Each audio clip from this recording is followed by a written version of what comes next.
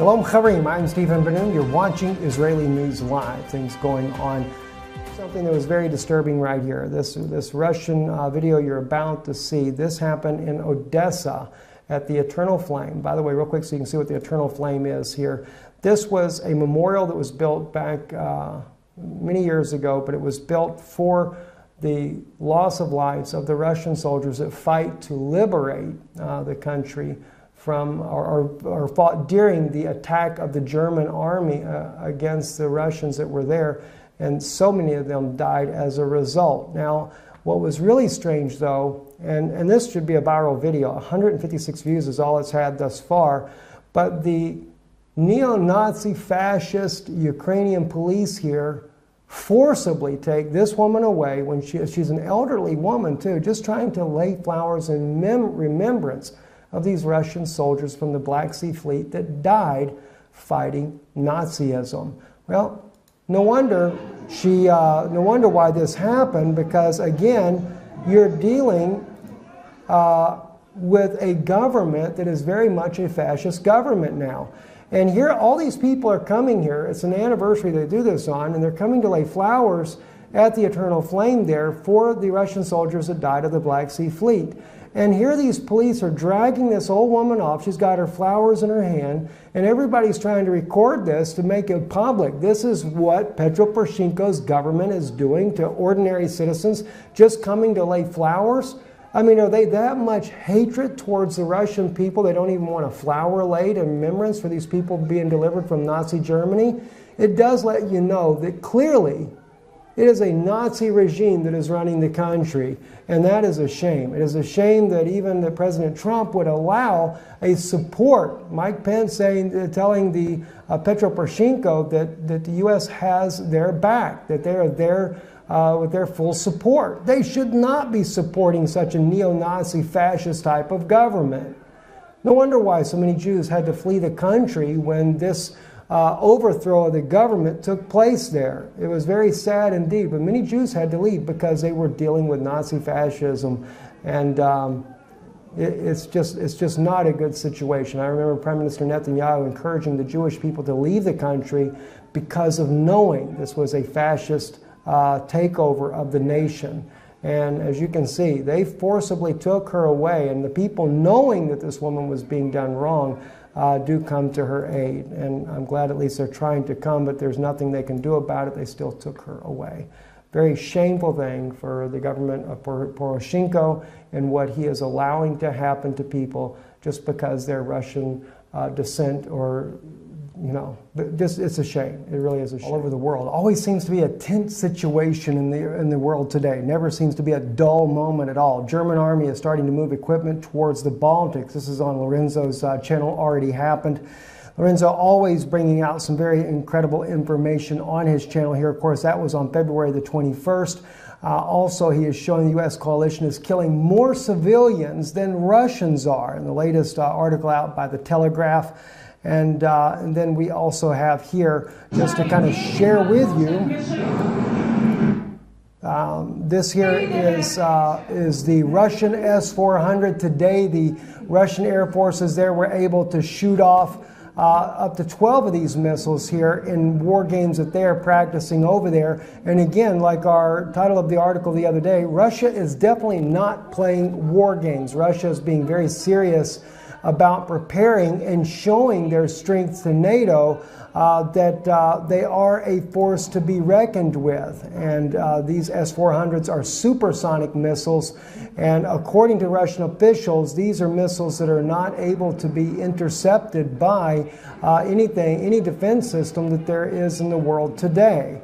Of course, that still remains to be seen. They're definitely, as you can see from their launching, they're a very rapid moving missile, moving at supersonic speeds, according to Russian information about these missiles. And they do move very, very rapidly, no doubt. Another interesting thing here that Lorenzo brought out, and I wanted to share this with you guys as well. This is, we see here from the pictures here that Lorenzo has shared on his page here, more military equipment arriving in Hungary this time here. We can see their train rail cars. We got tanks, armored personnel carriers, and other types of vehicles that have been brought in being assembled, getting them ready for more of NATO forces in other parts of the region. Those of you that know that Hungary also borders Ukraine, so it seems to be that there is a lot of expectation that Ukraine could be the place that starts it all.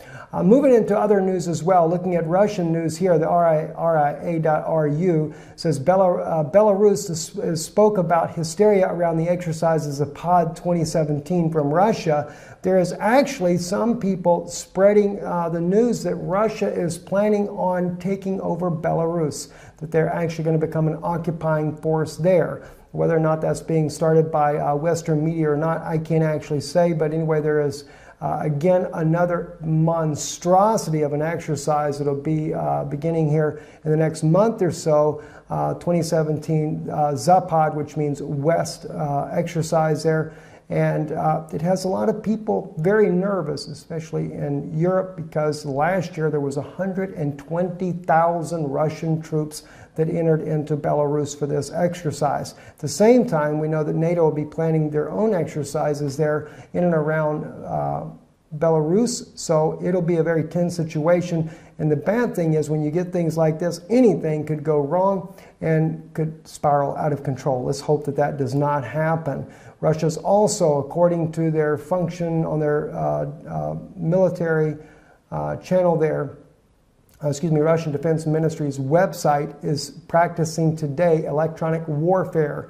The division of the BBO stationed in Buryatia began preparations for large-scale tactical exercise, and this is for electronic warfare. You can see the photo there on your screen and behind me there, they set that up. And then another very odd thing that Russia is doing, and I saw this the other day and didn't say anything about it, but I figured I'd mention it today. TV Zvezda.ru is speaking about Russia's new World War Games that are happening in Sochi. Sochi is there on the the Black Sea. And I just thought it was kind of interesting that Russia is actually doing World War Games. I mean, there are 23 nations are participating in this military style Olympic type games. This is, of course, Sochi is where the Winter Olympics were held at one time a few years back. And Russia now using this facility for military winter type Olympic games. They are involved in skiing, they're involved in ice skating, all types of things, but it's military troops that are involved in these activities here. And according to the article here, 23 nations are participating in this. There are 44 sets of military awards and 7 sports that can be gained during that. Don't really know what all that's about, but just the very fact they call it World War Games. It's almost as if Russia is not only playing war games, but they're getting very serious about dealing with any confrontation that could happen in the near future with NATO. So let's just pray that this does not happen. The police are in Italy are fixing to do a mass arrest for a migrant robbing rampage. 50 asylum seekers are to be arrested in Italy.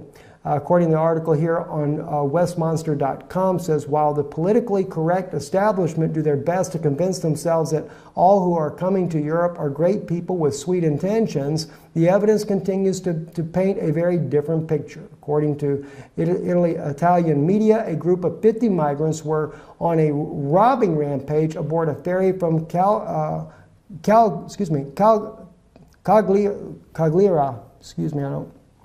to Naples overnight in what constitutes nothing less than an organized criminal activity.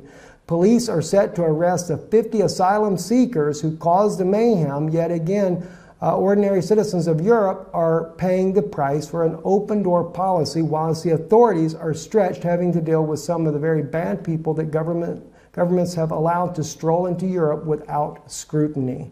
It's very concerning there, and I think he does give us the link right here. It did come up on ANSA. Latest news here, migrants rob ferry passengers.